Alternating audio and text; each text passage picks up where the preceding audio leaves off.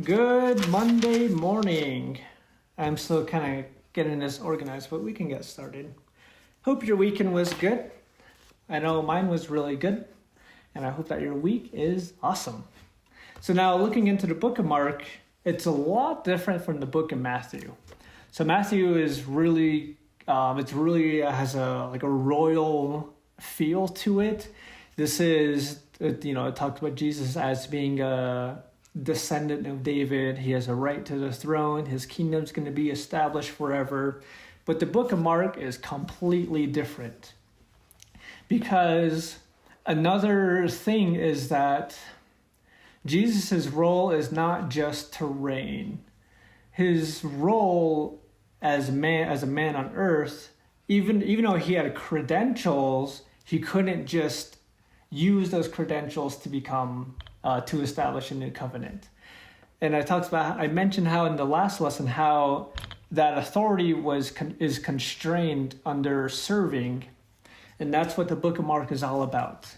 The book of Mark shows you that even though Jesus had a royal lineage, that he didn't use that authority to just do anything, but rather he consistently refuses to use his royal authority, and instead he takes on the role of a servant. He refuses to let people he refuses to be a burden, I guess you could say. He's always the one helping, he's always the one serving. And the big contrast is that the book of Matthew started out with a long genealogy of his royal lineage. But the book of Mark, there's no genealogy. So the book of Luke has a genealogy and the book of John has a genealogy. But the book of Mark, because it's showing you that Jesus was a servant, well, in these days, a servant wasn't really viewed highly upon. There was really no need to record lineage of a servant. They're just a servant. If you're of a royal bloodline, you have to keep track of your lineage so you always have credentials to show that you're important, if you want to say it like that. But there's no lineage in the book of Mark showing you that it shows you that part of Jesus' character was that he was a servant. And now there's a cool part in the book of Mark that I want to go to. It's going to be Mark chapter 10, verse 45. Where's it at? There it is. Actually, I want to talk about verse 42. But Jesus called his disciples to him and said unto them, You know that they which are accounted to rule over the Gentiles exercise lordship over them, and the great ones exercise authority upon them. And what that means is that if someone is in authority, that authority figure rules the people below them. They tell them what to do. They tell them how to live and act. In verse 43, Jesus says, But it shall not be so among you, but whosoever will be great among you shall be your minister, aka your servant. And whosoever you will be greatest, chiefest, shall be servant of all. For even the Son of Man came not to be ministered unto, but to minister and to give his life a ransom for many. So Jesus is showing you that his role coming as a man on earth was to serve and to give his life for the world. And this is really cool because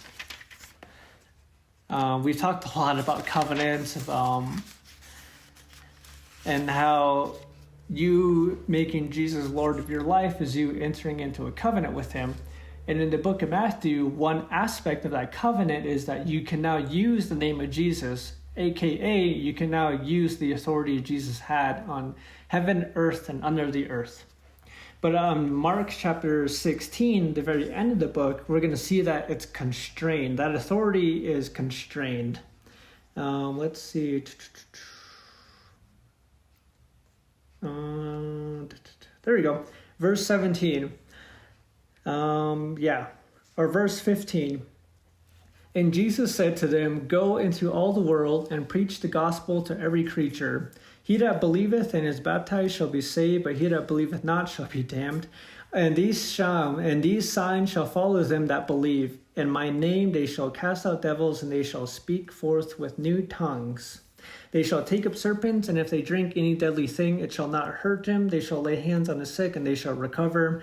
So then after the Lord had spoken unto them, he was received up into heaven and sat on the right hand of God.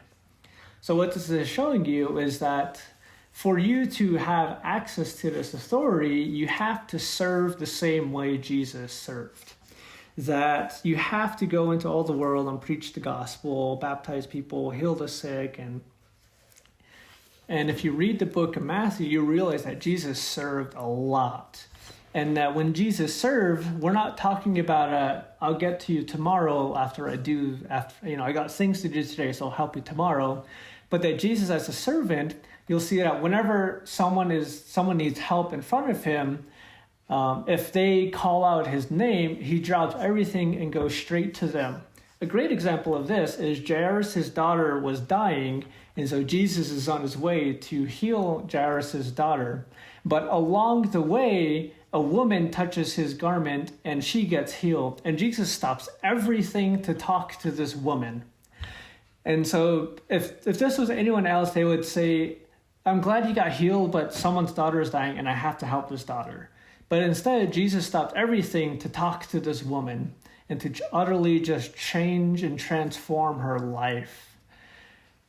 And then only after he addresses that woman who stopped him, then he goes back to continue his journey to Jairus' daughter.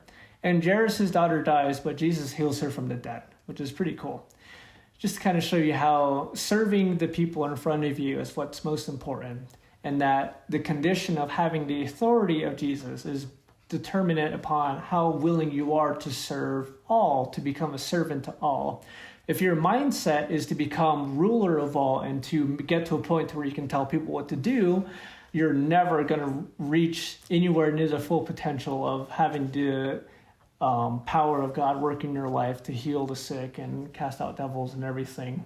But to make yourself a servant of all and to go down, God will use that and exalt you, and you'll have much more I guess you could say, access to the power of God to do these wonderful things for the kingdom. So next up, we're going to talk about the book of Luke and how that shows us how we can live our lives the way Jesus lived on earth. So with that said, I'll see you on Wednesday and have a good day.